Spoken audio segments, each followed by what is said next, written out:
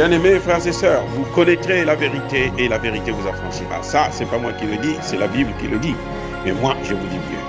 Vous connaîtrez la vérité historique, notamment celle de vos ancêtres kémites, et vous aurez une vision globale de ce que c'est que la vraie souveraineté politique. J'ajoute, vous reviendrez à la spiritualité africaine ancestrale et vous comprendrez les enjeux de l'indépendance économique.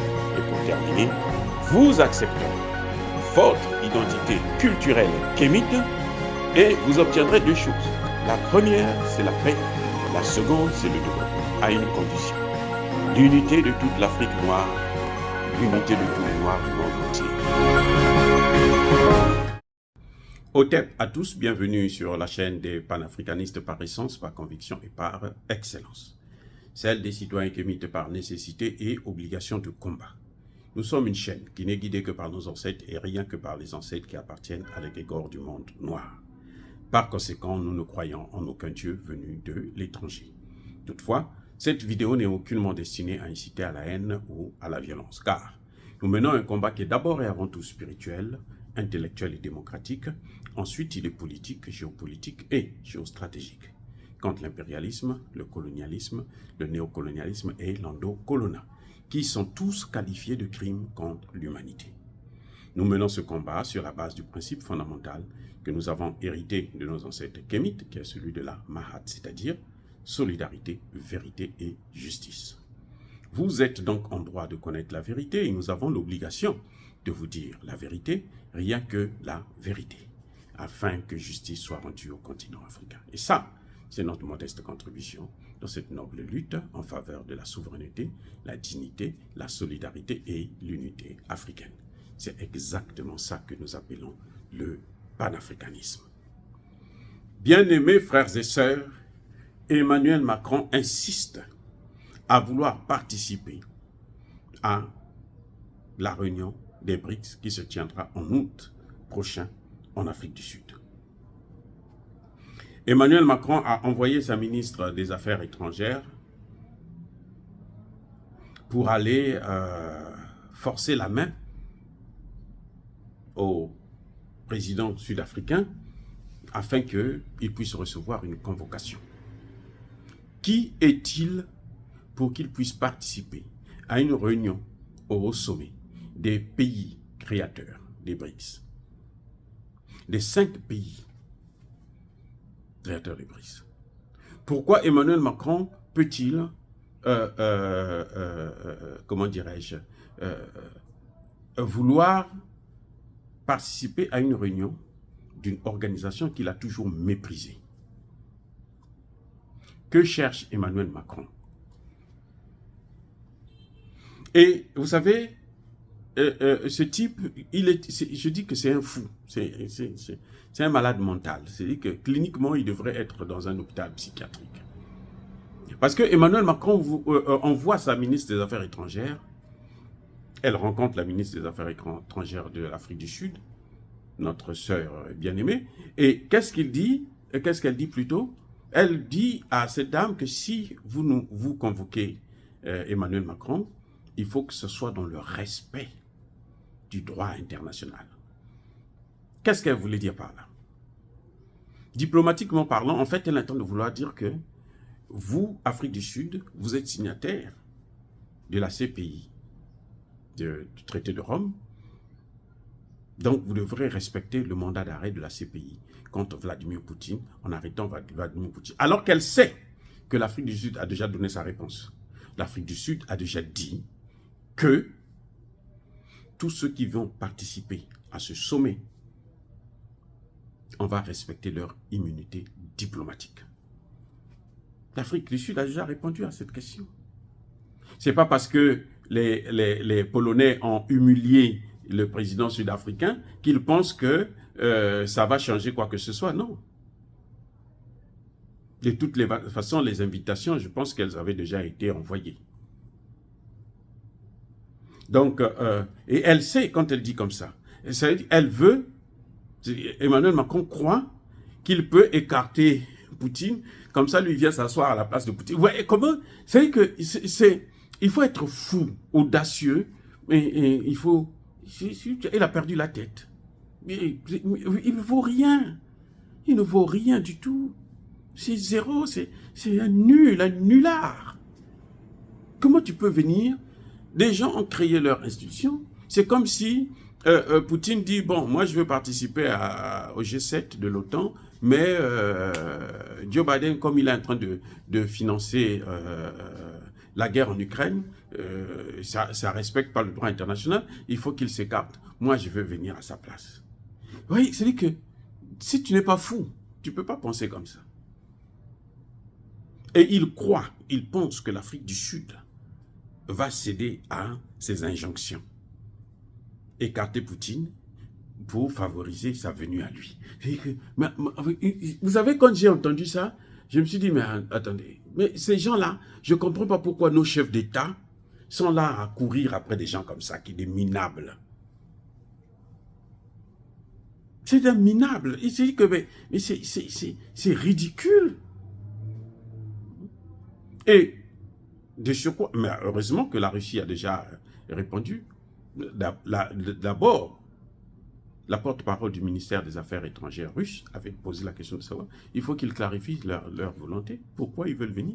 Ce n'est pas un cheval de Troie. C'est bien l'institution qu'ils critiquaient. Ah oui.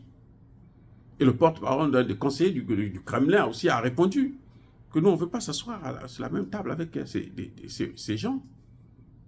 Ce sont des voyous. C'est-à-dire que plus voyous que ces Français-là, mais il n'y en a pas. Ça n'existe pas. Plus voyous qu'il n'y en a pas. Ça n'existe pas. Incroyable. Elle quitte la France. Elle va jusqu'en Afrique du Sud pour aller dire que non, vous devrez respecter le droit international. Comme ça, moi, je vais venir assister à votre réunion. Comme si lui, il avait été invité. Comme si on a besoin de lui. Comme si lui, il est indispensable. Mais les BRICS, là, ne sont même pas en guerre contre la France.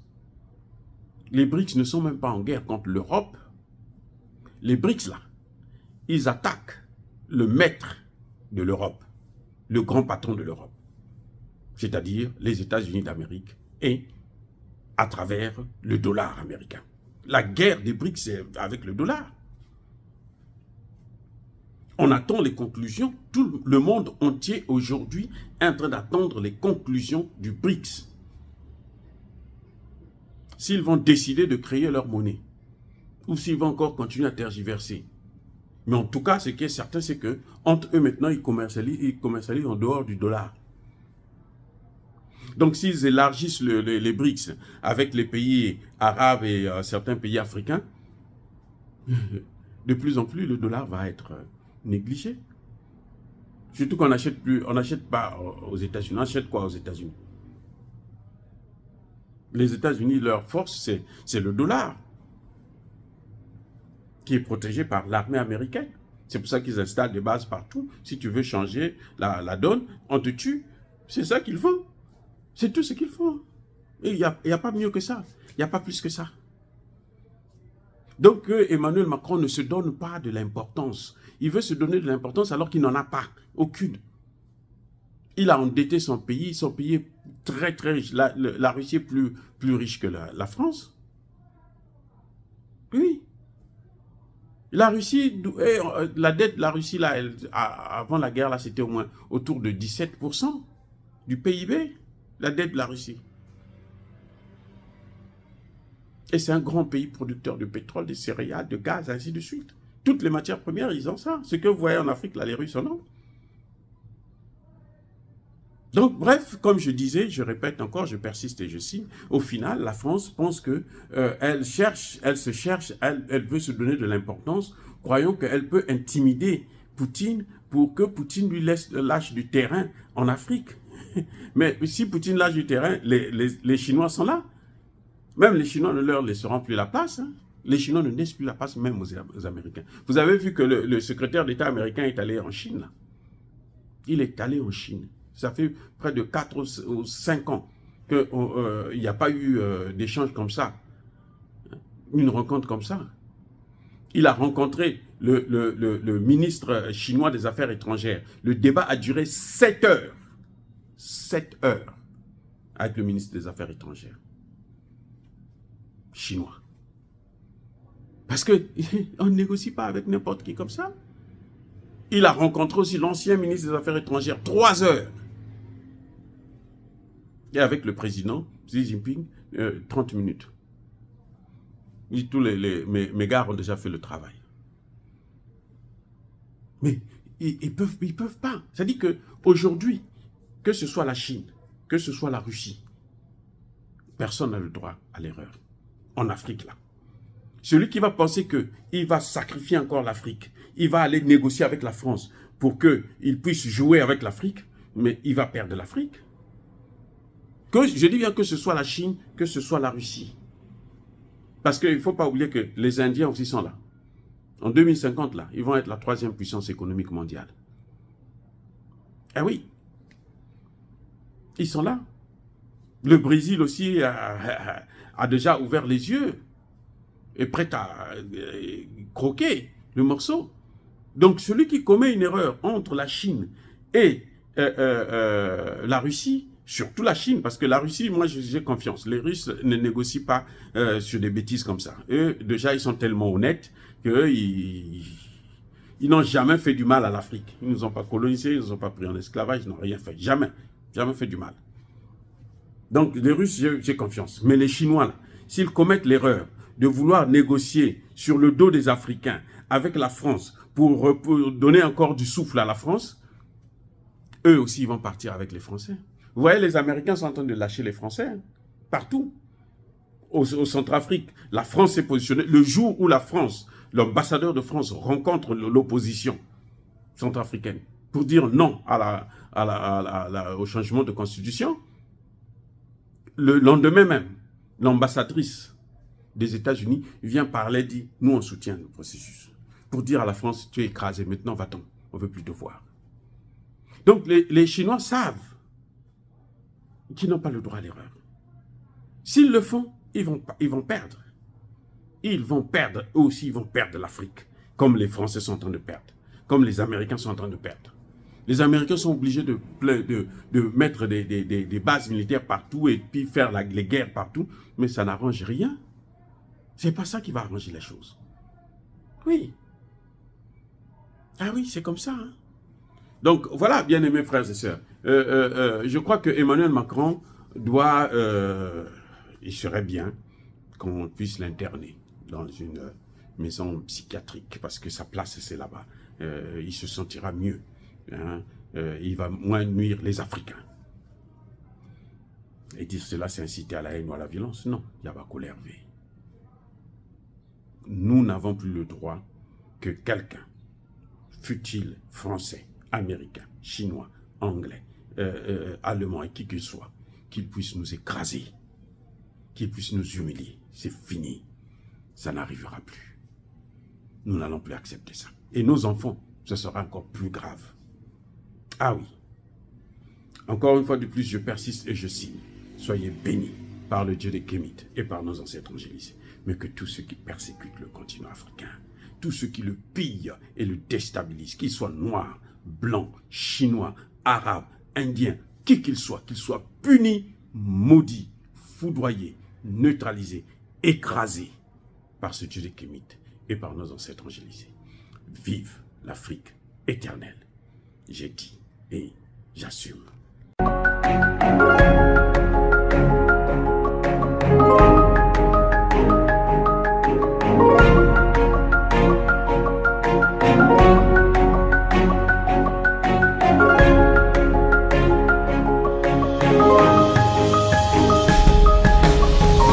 Eux, ils marchent par la foi et non par la vue. Mais moi, je vous conseille vivement de marcher par la connaissance scientifique et historique, notamment celle de nos ancêtres kémites, par les 5 sens et par l'intelligence. À vous, à Pierre.